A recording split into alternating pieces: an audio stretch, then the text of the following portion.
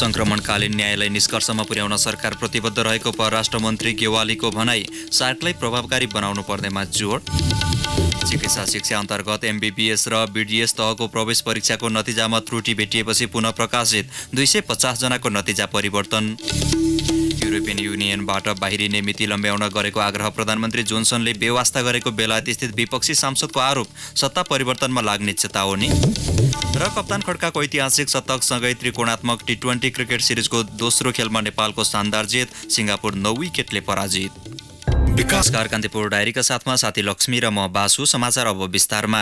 परराष्ट्र मन्त्री प्रदीप गेवालीले संक्रमणकालीन न्यायलाई निष्कर्षमा पुर्याउन सरकार प्रतिबद्ध रहेको बताउनु भएको छ।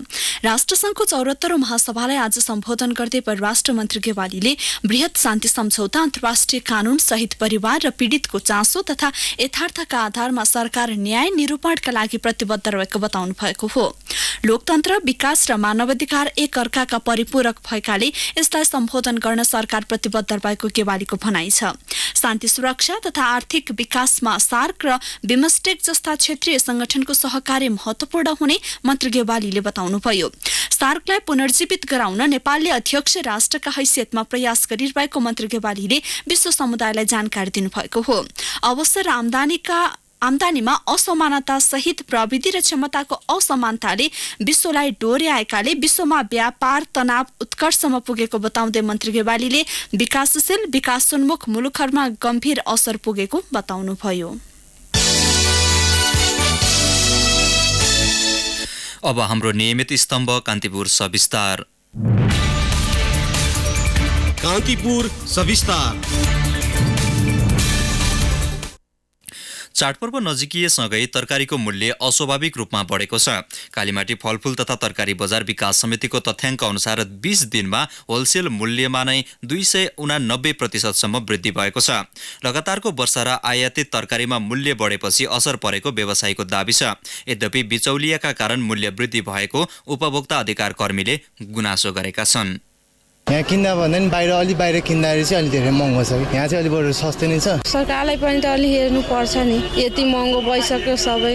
नेपाली उपभोक्ताको बिहान बेलुकीको भान्सा दिन प्रतिदिन महँगो हुँदै गएको छ। पछिल्लो समय अस्वाभाविक रूपमा बढेको तरकारीको मूल्य कहाँ पुग्ने हो केही थाहा छैन।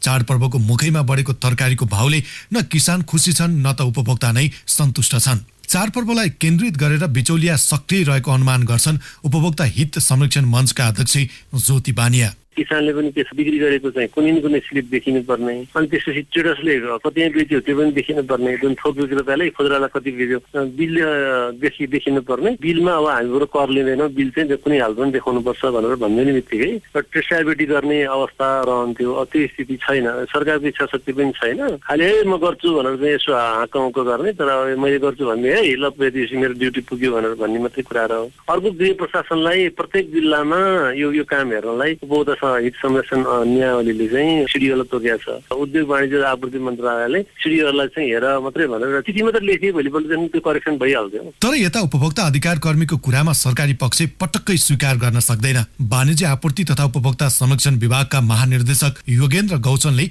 अस्वाभाविक रूपमा तरकारी बढ्नुको कारण बिचौलिया नभई भारतीय बजार रहेको दावी गर्छन्। यो चाहिँ मनसुन सिजन अहिलेसम्म सिद्धिएको छैन। मनसुनी वर्षा अनि यो इन्डिया हामी कहाँ त विदेशबाट पैठारे हुने, इन्डियामा पनि हाम्रो त्यहाँको एउटै हो सिजन। हामी कहाँ उताबाट आउने तरकारीमा पनि यो वर्षाले गर्दाखेरि त्यहाँ पनि अलिक नाश गर्ने अनि हाम्रोमा पनि उत्पादनहरूलाई नाश गर्ने, अनि त्यो कारणले बाटोहरू पनि अवरुद्ध हुने। प्रमुख कारण त यही हो। झन् हामीले अनुमान गर्न गयो भने त्यसले झन् आपूर्ति व्यवस्थालाई खलल बनाउँछ, त्यसले झन् डिस्टर्ब गर्छ। त्यो कारणले गर्दाखेरि चाहिँ सरकारको उपस्थिति बारम्बार भइराख्यो भने नै आपूर्ति व्यवस्थामा झन् खलल पुग्छ अनि व्यवसायहरूको सप्लाईमा अवरुद्ध हुन्छ। त्यो कारणले गर्दाखेरि हामीले बडो ख्याल गरेर अनुमान गर्नुपर्ने हुन्छ, बजारलाई हस्तक्षेप गर्नुपर्ने हुन्छ। कालीमाटी फलफूल तथा तरकारी बजार विकास समितिको तथ्याङ्क अनुसार 20 दिनमा तरकारीको होलसेल मूल्य मात्रै 289% वृद्धि भएको छ। स्थानीय बजार व्यवस्थापन तथा अनुगमनमा काम गर्दै आएका उपभोक्ता अधिकार कर्मी श्रृंग ऋषि काफ्रेले कमजोर सरकारी संयन्त्रका कारण नेपाली उपभोक्ता मारमा परेको दावी गर्छन्। बिचौलियाहरूले नै यसमा बढी मूल्य लिएर अब कसरी बढी डिमान्ड हुने बेला चाडपर्वमा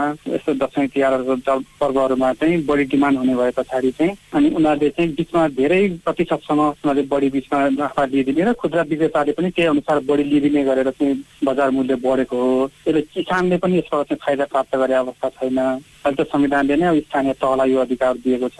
बजारको मूल्यको नियमनमा उसले अनुगमन गर्नुपर्ने विषयहरू गर्नुपर्ने, राज्यले आफ्नो भूमिका देखाउन नसकेका हुनाले मनलाग्दो मूल्य लिइरहेको अवस्था छ। सरकारी संयन्त्रले आफ्नो उपस्थिति नजनाएको होइन, तर अनुगमन के र कसका लागि भन्नेले पनि महत्त्व राख्छ। गत वर्ष कालीमाटी तरकारी बजारमा अनुगमनमा गएका सरकारी अधिकारीलाई बिचौलिया र व्यवसायले करिब 4 घण्टा आफ्नो नियन्त्रणमा राखेका थिए। दिन प्रतिदिन उपभोक्तालाई ठग्दै गरेका बिचौलिया र व्यवसायका बारेमा सरकारले कडा निर्देशन दिन सकिरहेको छैन, बरु उपभोक्तालाई सान्त्वना दिने काम गर्छ। पुनः विभागका महानिर्देशक योगेन्द्र गौसन यो सामदेखि लगातार मूल्य वृद्धि भइरहेको कारणले गर्दाखेरि चाहिँ अनुगमन गर्यौं नि त। त्यहाँ तत्काल बिचौलिया पनि भेट्यौं, त्यहाँ अन द स्पट जरिमाना पनि गर्यौं, मूल्य सूची राख्न लगायौं, बिल वितरण जारी गर्न लगायौं। अहिले चाहिँ धेरै सुधार भएको छ त्यो कुरामा। अब हामी के विचार गरेका छौं भने सबैलाई म के जानकारी गराउन चाहन्छु भने सरकारवाला सबै बिचौलियाहरूलाई समेत अब हामी ट्राफिकको सहयोग लिन्छौं। यसरी भएन। अब चाडपर्वको मुखैमा अस्वाभाविक बढेको तरकारीको मूल्यका कारण उपभोक्तालाई पहिलो गाँसमै ढुङ्गा परे झैं भएको छ। पर्वमा तरकारीको खपत बढी हुने भएकाले पनि उपभोक्ता महँगो मूल्य तिरेर किन्न बाध्य छन्। तर कहिलेसम्म? फितलो सरकारी संयन्त्र, अव्यवस्थित अनुगमन र राज्यको लापरवाहीका कारण पटक पटक उपभोक्ता ठगिनु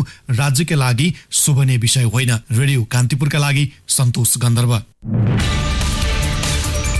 कान्तिपुर सविस्तार।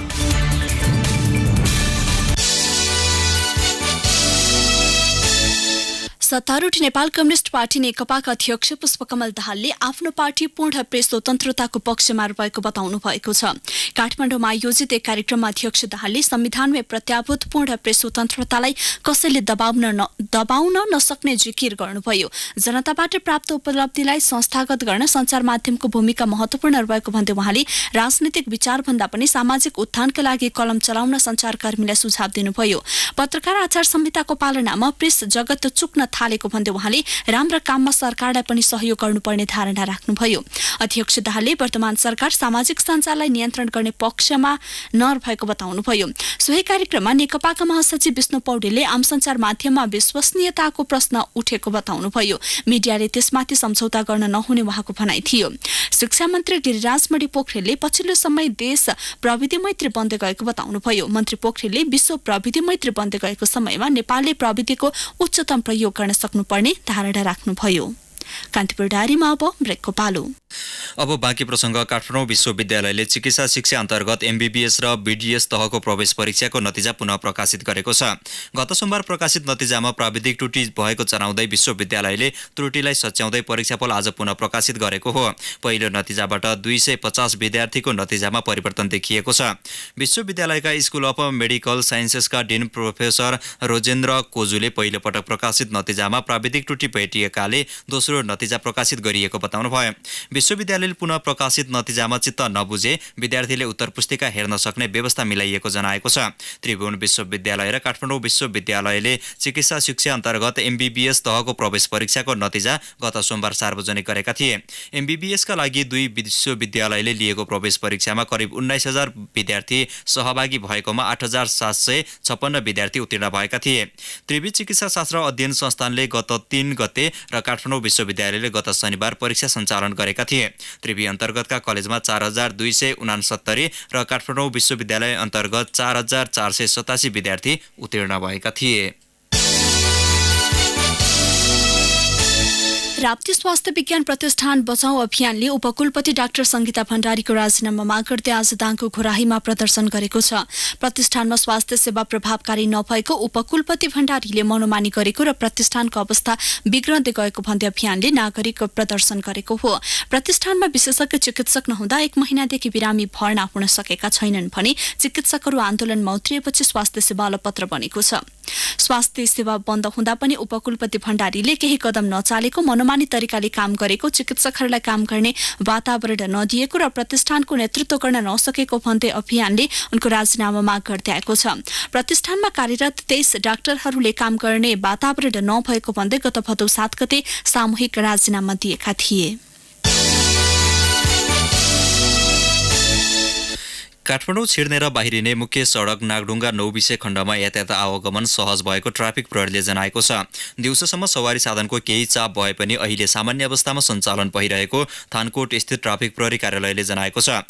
हिजो अस्ति लामो समयसम्म जाम हुने गरेको भए पनि आज दिउँसोबाट सामान्य अवस्थामा यातायात सञ्चालन भइरहेको थानकोटका ट्राफिक प्रहरी नायब निरीक्षक विदुरमणि भट्टराईले जानकारी दिनुभयो।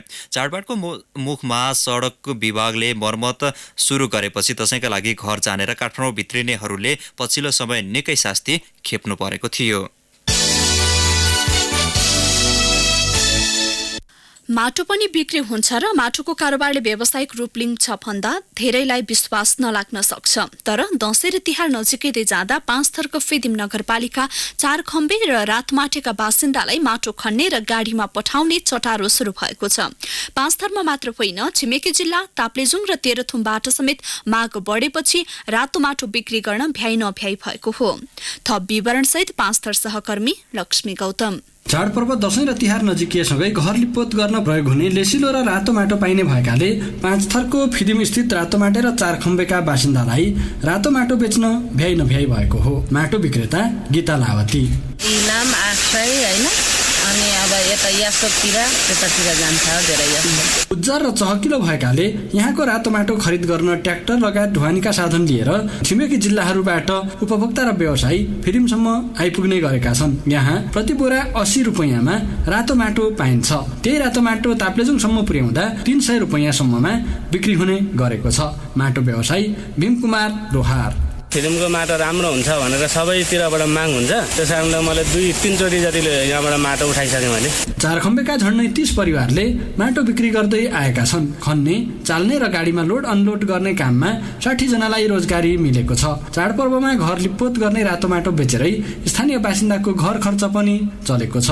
बिहानदेखि खन्नु पाइयो र मौसम राम्रो भयो भने 100 बोरा जति खनिन्छ, घाम चर्क्यो भने सकिँदैन। पाँचथरको चारखम्बे र रातो माटेबाट हिजो आज दैनिक 5 गाडीसम्म माटो निर्यात हुँदै आएको छ। माटो बेचेर स्थानीयले राम्रै कमाई पनि गर्दै आएका छन्। तर जथाभावी माटो खन्दा हुन सक्ने पहिरोको जोखिम बारे सोचिएको छैन। रेडियो कान्तिपुरका लागि लक्ष्मी गौतम, फिदिम, पाँचथर।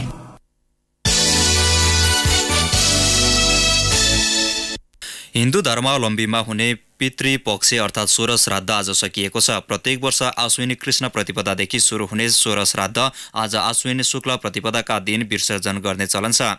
सो अवधिभर 16वटा तिथिमा दिवंगत पितृलाई सम्मानका साथ तर्पण, सिधादान र पिण्डदान गर्ने गरिन्छ।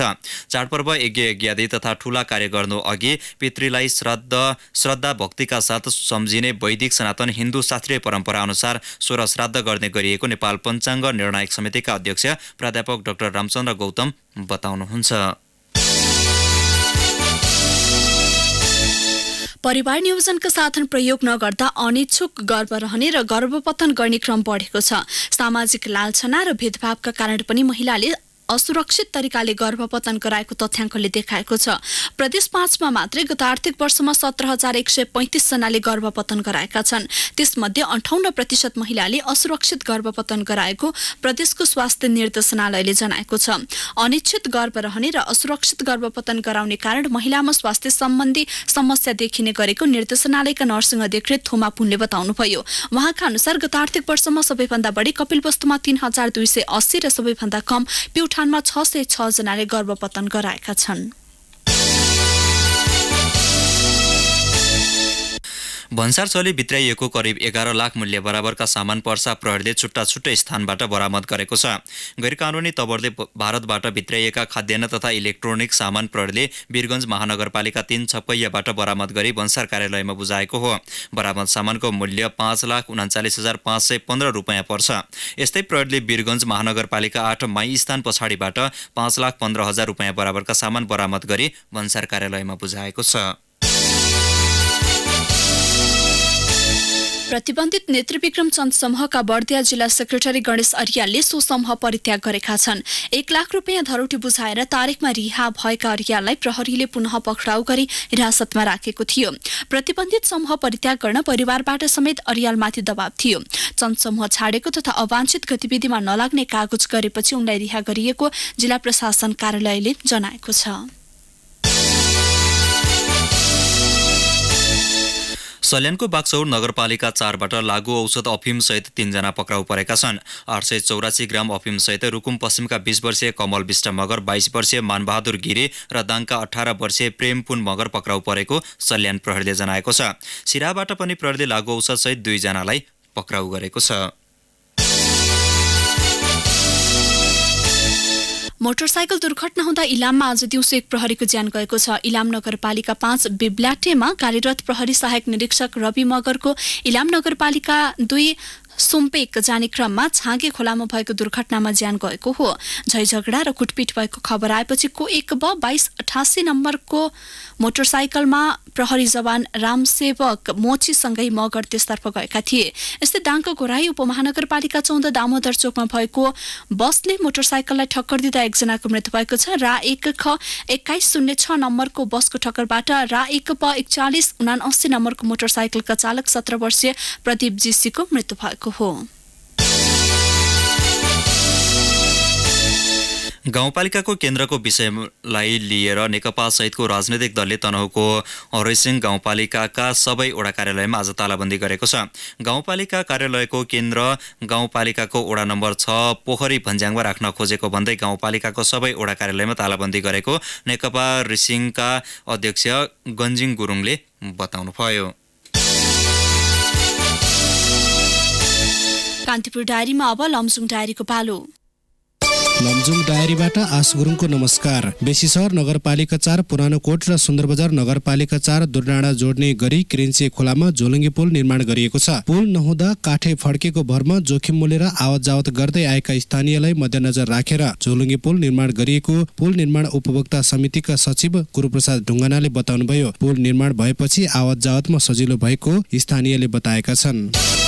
बेसीसहर बजारमा रगतको परीक्षण गरी समूह छुट्याउने काम अर्थात् ब्लड ग्रुपिङ गरिएको छ। ब्लड बैंक नभएको लमजुङमा रगतको अभाव टार्न स्थानीय विभिन्न क्लबमा आबद्ध युवा प्रहरी लगायतको रक्त समूह छुट्याइएको हो। लमजुङ जिल्ला सामुदायिक अस्पतालले दैनिक चाहिने रगत अभाव हुन नदिन इच्छुक रगत समूह छुट्याउने काम गरेको अस्पतालका प्रमुख हेमन्त श्रेष्ठले बताउनुभयो। 300 जनाले रगत समूहको पहिचान गराएको अस्पतालले जनाएको छ।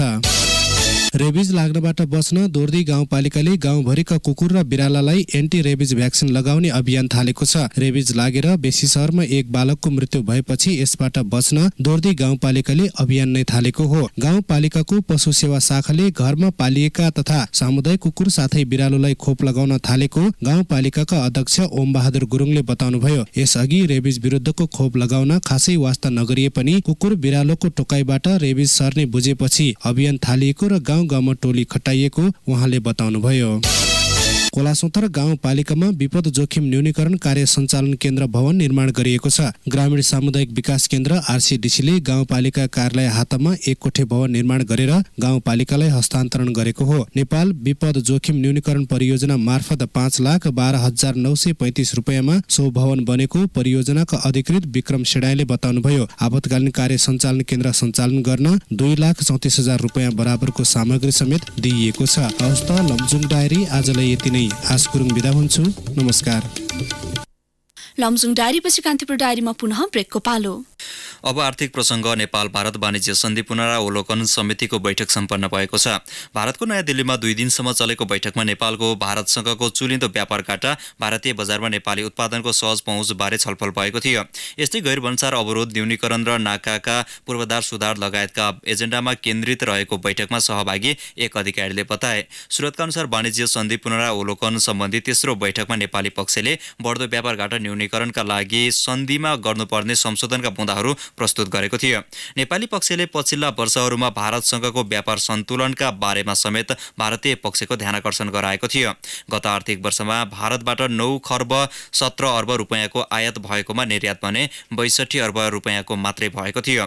आयात र निर्यात बीचको यो खाडल कम गर्नका लागि सन्धिमा गर्नुपर्ने संशोधनका प्रस्तावित खाका नेपाली अधिकारीहरूले बैठकमा राखेका थिए।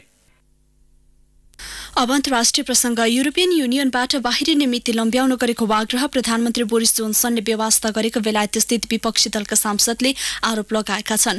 आफूहरूले गरेको आग्रह प्रधानमन्त्रीले बेवास्ता गरेकाले आगामी हप्ता सत्ता परिवर्तनको तयारी गरेको विपक्षी दलका सांसदले बताएका छन्। संसदको विपक्षी दल सिनियर स्कटिस नेशनल पार्टीका सांसद स्टेवार्ट होसीले प्रधानमन्त्री जोन्सनले आगामी हप्तासम्म सत्ता नत्यागे निर्वाचन मार्फत उनलाई हटाउने बताएका छन्। प्रधानमन्त्री जोन्सनले निर्वाचन हारेमा लेबर पार्टीका नेता जेरेमी कोर्बिन बेलायतका नयाँ प्रधानमन्त्री बन्ने सीएनएनले उल्लेख गरेको छ।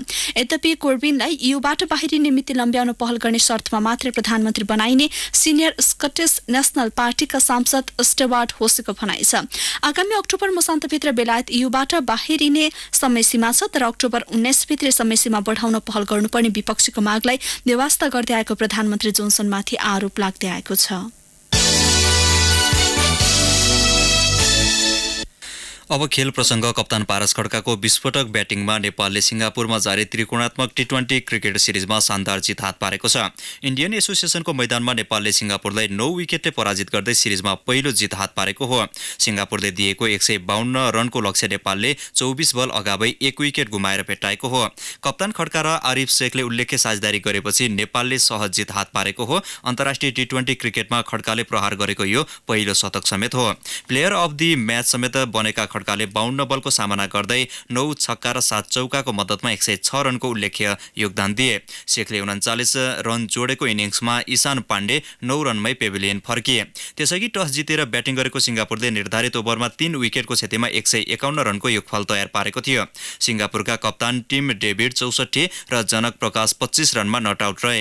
कमजोर फिल्डिङ गरेको नेपालका लागि सोमपाल कामी निकै महँगा भए। उनले आफ्नो स्पेलमा 44 रन खर्चे। करण केसीले 2 तथा सुसन भाइरले 1 विकेट लिए। डबल राउन्ड रोबिनका आधारमा हुने खेलमा नेपालले आगामी मंगलबार जिम्बाब्वेसँग खेल्नेछ। नेपाल क्रिकेट संघ क्यानको नयाँ नेतृत्वको लागि चतुरबहादुर चन्द प्यानल सहित विजय भएका छन्। काठमाडौँमा आज भएको निर्वाचनमा चन्दले अध्यक्षकारका प्रत्याशी विनयराज पाण्डेलाई 29 मतले पराजित गर्दै आगामी 4 वर्षका लागि क्यानको अध्यक्षमा निर्वाचित भएका हुन्। चन्दले 44 तथा पाण्डेले 15 मत प्राप्त गरेका थिए। क्यान निर्वाचनमा सरकारी हस्तक्षेप भएको र निष्पक्ष निर्वाचन नभएको भन्दै अन्तर्राष्ट्रिय क्रिकेट परिषद आईसीसीले 2073 को वैशाखमा क्यानलाई निलम्बन गरेको थियो। नयाँ नेतृत्व आएसँगै क्यान निलम्बन फुकुवाको लागि बाटो खुलेको छ। उपाध्यक्षमा राजुबाबु श्रेष्ठ, सचिवमा अशोकनाथ प्याकुरेल र कोषाध्यक्षमा रोशन कुमार सिंह विजयी भए। खुला सदस्यमा अमित वीर पाण्डे, वीरेन्द्र बहादुर चन्द, कैलाश विष्ट, दुर्गाराज पाठक, करण महोत्रा छेत्री, माधव कुमार कर्मचारी, सञ्जय राज सिंह विजयी भए। महिला सदस्यमा जयन्ती भट्ट चयन हुँदा प्रदेश 2 बाट दाउद अन्सारी, गण्डकी प्रदेशबाट ऋषिराम गौतम, प्रदेश 5 बाट प्रशान्त विक्रम मल्ल, कर्णाली प्रदेशबाट पदम बहादुर खड्का र सुदूरपश्चिम प्रदेशबाट विक्रम विष्ट निर्विरोध निर्वाचित भएका छन्। निर्वाचित कार्य समितिले आज पदभार ग्रहण गरेको हो। हवस्, दिने प्रसङ्गसँगै कान्तिपुर डायरीका आजका सम्पूर्ण बुलेटिन यही सकिन्छ। भोलि बिहान 6:30 बजे नियमित बुलेटिनका साथमा उपस्थित हुने नै छौँ। अहिलेलाई साथी लक्ष्मी र म बासु बिदा हुन्छौँ। नमस्कार, शुभरात्रि। सूचना र मनोरञ्जनको सम्वाहक रेडियो राष्ट्रको रेडियो कान्तिपुर।